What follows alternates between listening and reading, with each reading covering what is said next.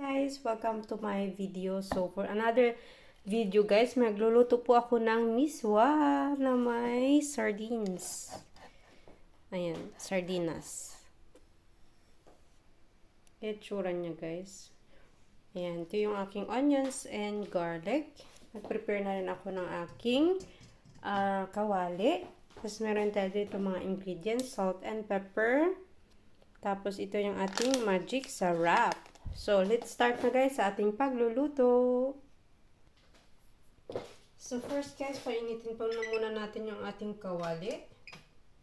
Lakasan ko na yung apoy dahil nga para makaluto na tayo agad.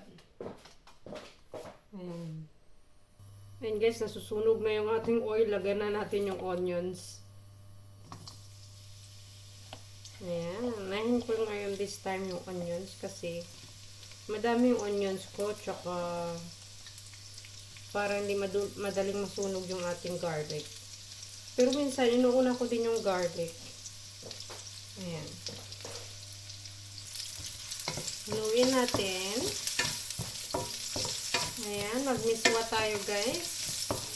Alam niyo ba na magmiswa ako ngayon dahil nga namimiss ko siya.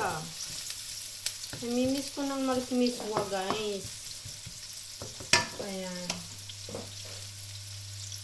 Nakalimutan ko guys, maglalagay din pala ako ng itlog. Ayan guys, pa-brown na yung ating onions. Ilalagay ko na yung aking garlic. Ayan o, nag-brown na siya kunti. Gandahan na natin siya ilalagay yung ating garlic. Tapos maya, gisahin na natin yung ating sardines. Na yun yung pinaka main dish natin. Ano daw? Pensyan nyo na yung aking pag-pronounce guys. Di talaga tayo marunong. Bisaya ang dako guys eh. Ayan. Yung ating main dish.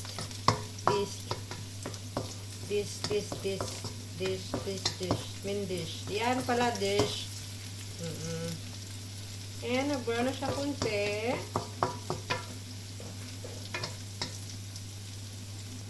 Ayan guys, ilalagay ko na itong ating sardines. Ay, itlog ko nalaglag. Isahin na natin yung sardines. Tapos mamaya lagyan natin siya ng tubig.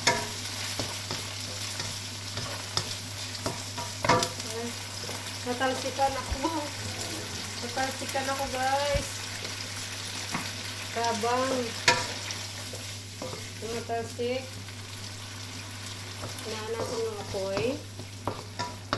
So, nag-isa na natin. Maglalagay tayo ng vinegar para matanggal yung langsa ng ating isda na sardines. Of course, meron tayong service 1 vinegar. Hindi lang. Ayan. Halo natin kunti. O, pwede din kayo mag-press ng citron. Kaya lang, may citron naman ako dito. Try kung nga natin kunti. Ito o, citron. Or lemon.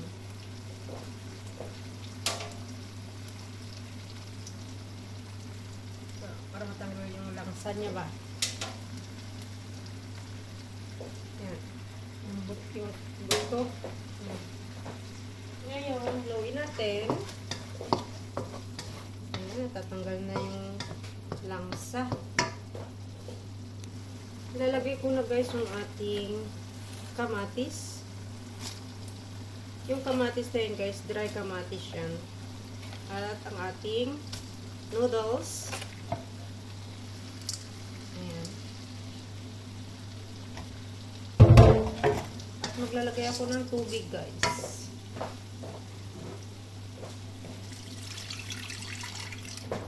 Meron ako ditong sardines na may tubig. Lagyan ko siya ng tubig. Ayan. Sabaw yung may sabaw to eh. Sinabawan. Of course, maglalagay tayo ng itlog mamaya guys. And pakukuluin lang natin yan siya mga 10 to 15 minutes hanggat lumambot yung ating noodles. Tapos, habang di pa siya kumukulo, maglalagay na ako ng salt. And then, magic syrup. I think, ubos ko na kaya to. Wala na sa laman, oh. Ay, meron pa, madami. Madami-dami pa to. Kailang luto pa ako niyan. Of course, pepper din, guys. Maglalagay tayo. Ito yung ating pepper. Kunti lang muna. Kasi tansya lang muna yung paglagay natin. Kasi mamaya titikman natin yan eh. Okay? So, pakasan natin ulit ang apoy. 7. Tapos, tatakpan natin siya ngayon. So, kulang na lang yung itlog, guys. Itlog na lang yung kulang dyan. Takpan muna natin. Dadagdag ako mamaya ng tubig. Kaya haluin ko muna siya saglit.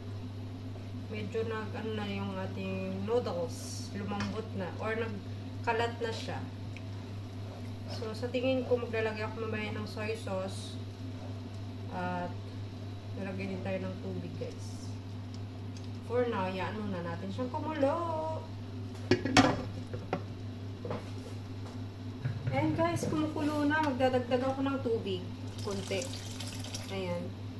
Tapos, kunting salt again.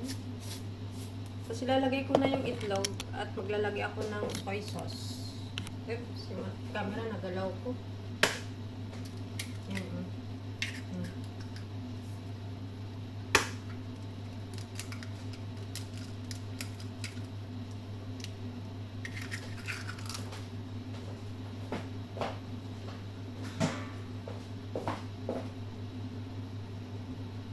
Meron ako dito ng Silver Swan. Maglalagay tayo ng Silver Swan soy sauce. Guys.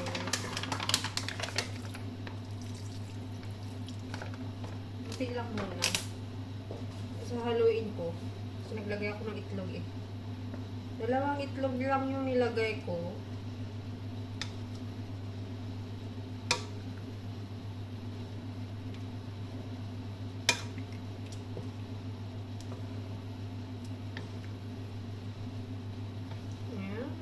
Mukhang maganda na siya. Okay, hintayin na lang natin yan maluto. Tapos titikman natin.